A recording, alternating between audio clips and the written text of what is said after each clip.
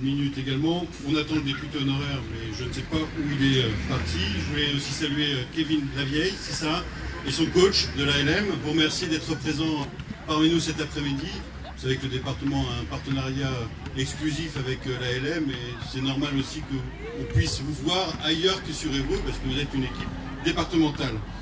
Je voudrais vous dire quelques mots simplement pour vous dire ma satisfaction. Satisfaction d'avoir tenu un engagement qui était dans notre programme de campagne. Lorsque nous avons été élus en 2014, nous avions évoqué la possibilité de refaire un city-stade, un équipement de vie associative dans le quartier. Il y a de cela pratiquement 20 ans, nous avions créé un équipement, à l'époque je n'étais pas maire, j'étais directeur des services, un équipement qui était un petit peu plus haut dans le quartier, il était plus en état il y a quelques années, donc nous avons décidé de le reconstruire. Et nous avons décidé de le reconstruire en bas, de manière à ce qu'il soit bien au cœur de la ville, au cœur de ce quartier. Évidemment, pour faire ce genre d'équipement, il faut une volonté, nous l'avions, écrire un projet, nous l'avons fait.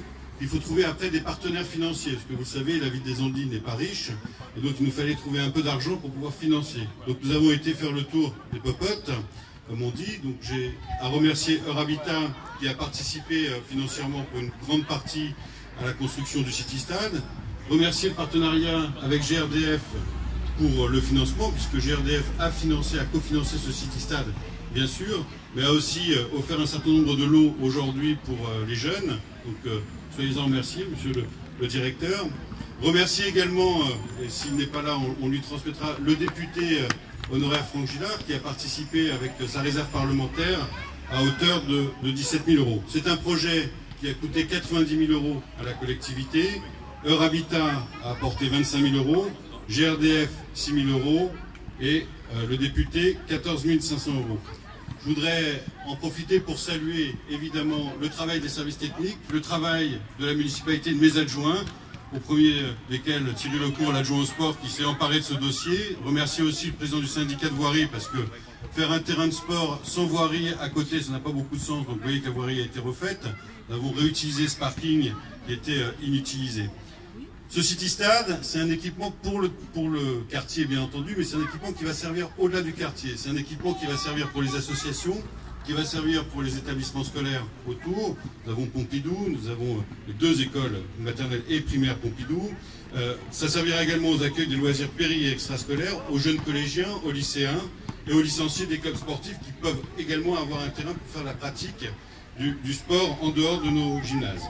Le sport, vous le savez, c'est très important sur la vie locale et je suis très heureux, pour ceux qui ne le sauraient pas encore, de vous dire que le 14 juillet prochain, nous accueillerons le Tour de France aux Andelys. Il passera par la ville des Andelys, il va passer par Passy, Vernon et les Andelys avant de partir direction Amiens. Et je vous invite toutes et tous déjà à participer à ce grand moment parce que le Tour de France c'est quelque chose de populaire qui intéresse énormément de gens et qui va permettre de nous faire connaître au-delà de la France, puisque le Tour de France est un événement planétaire. Tout le monde regarde ce qui se passe.